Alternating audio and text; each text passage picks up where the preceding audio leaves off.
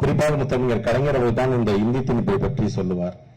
அங்கே இருக்கின்ற இந்திய அங்கே இருக்கட்டும், ஆந்திராவில் இருக்கக்கூடிய தெலுங்கு அங்கே இருக்கட்டும், கர்நாடகத்தில் இருக்கக்கூடிய கன்னடம் அங்கே இருக்கட்டும், இங்கே இருக்கின்ற தமிழ் இங்கே இருக்கட்டும், இதுதான் இந்தி திணிப்புக்கான நான் வருகின்ற ஒரு போர் என்று அவர் சொன்னார்.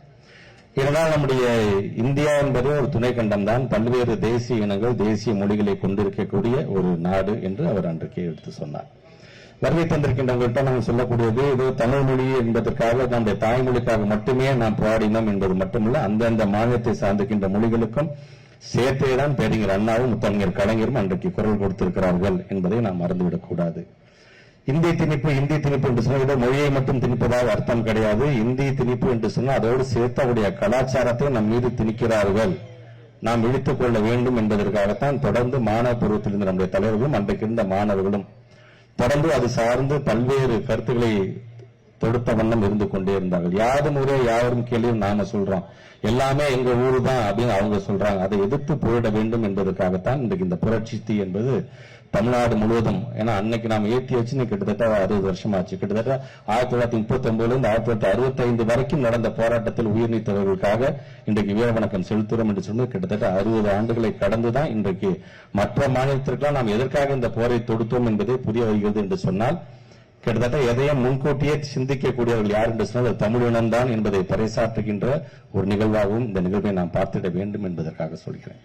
இன்றைக்கும் இந்தி திணிப்பு இருக்குது என்று சொன்னால் இன்னும் இருந்து கொண்டுதான் இருக்கின்றது. நமக்கு வைக்கக்கூடிய பெயர்லாம் பாத்தீங்கன்னா வாயிலே நுழைக்காத பெயரை தான் மக்கள் திட்டத்துக்கான அந்த பெயரை ஒன்றிய அரசு இன்னைக்கும் வச்சுக்கிட்டு இருக்காங்க. ஏன் இவ்வளவு பத்திரிகைக்காரங்க வந்திருக்காங்களே, பிரஸ் சேவா போர்ட்டல் அப்படின்னு இருக்கு. அந்த பிரஸ் சேவா போர்ட்டல் இன்னைக்கு நீங்க ஒரு பத்திரிகையை ஆரம்பிக்க வேண்டும் என்று சொன்னால் அதுல இந்தியில நீங்க ஃபில் பண்ணணும், ஆங்கிலத்தை நீங்க ஃபில் பண்ணணும், அது கூட பரவாயில்ல.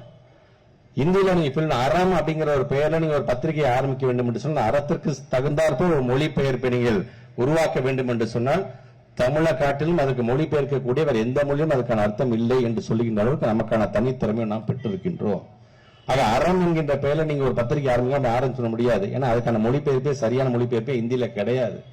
ஆக உங்களுக்கும் சேர்த்துதான் இன்றைக்கு நாங்கள் இது போன்ற ஒரு நிகழ்வுகளை நாங்கள் நடத்தி கொண்டிருக்கின்ற பொழுது வருகை தந்திருக்கின்ற உங்களுக்கும் எங்களுடைய நன்றிகளை தெரிவிக்க நான் கடமைப்பட்டிருக்கேன். ஒரு பள்ளிக்கல்வித்துறை அமைச்சராக தொடர்ந்து கிட்டத்தட்ட 3548 கோடி ரூபாய் இன்னமும் விடுவிக்காம இருக்கிறாங்க. 43 லட்சம் பிள்ளைங்களோட எதிர்காலம், 32,000 ஆசிரியர் பெருமக்களுடைய எதிர்காலம் அதில் அடங்கி இருக்கின்றது. சொல்றது என்ன, இதுல கையெழுத்து போடுங்க, இந்த பக்கம் கையெழுத்து போடுங்க, அந்த பக்கம் உனக்கு பணத்தை தரேன், என்ன அந்த பக்கம் கையெழுத்து போடணும், மும்மொழி கொள்கையை ஒத்துக்கிட்டு கையெழுத்து போடுங்க என்று சொல்லும் போதுதான் தமிழ்நாட்டு முதலமைச்சர் சொன்னார், அப்படி தருவதாக இருந்தால் அது 10,000 கோடியாக இருந்தால் எனக்கு தேவையில்லை, எனக்கு இருமொழியே போதும் என்று நம்முடைய தலைவர்கள் எடுத்து சொல்கிறார்.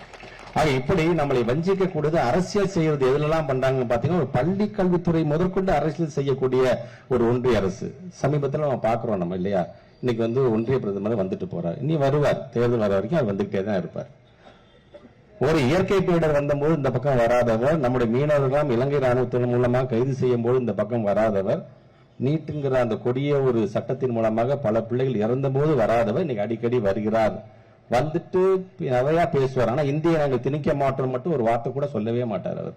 ஏன்னா அவங்களோட அஜெண்டா அது ஒன்னே ஒண்ணுதான், எப்படியாச்சும் எல்லாம் ஒட்டுமொத்தமா இந்தியா மேப்ல பாருங்களேன் எல்லாத்தையும் ஆக்குப்பை பண்ணிக்கிட்டே வராங்க. இந்த தென்னிந்தியாவில் மட்டும் நாம மட்டும்தான் அப்படி ஸ்ட்ராங்கா இருக்கோம். கேரளா கிட்டையும் வந்துட்டாங்க கொஞ்சம் கொஞ்சம். ஆனா நாம மட்டும்தான் தனித்தன்மையோடு இருக்கிறோம் என்று சொன்னா அதுக்கு அடித்தளம் போட்டது யாருன்னு சொன்னா இன்னைக்கு யார் யாருக்கெல்லாம் இன்னைக்கு நம்ம வீரவணக்கம் செலுத்தி கொண்டிருக்கின்றோமோ அந்த மொழிப்போர் தியாகிகள் கொடுத்த அந்த உரம் தான் இன்றைக்கும் யார் என்று சொன்னால் இன்றைக்கு உயிர் தியாகம் செய்து அந்த மொழிப்போர் தியாகிகள் தான்.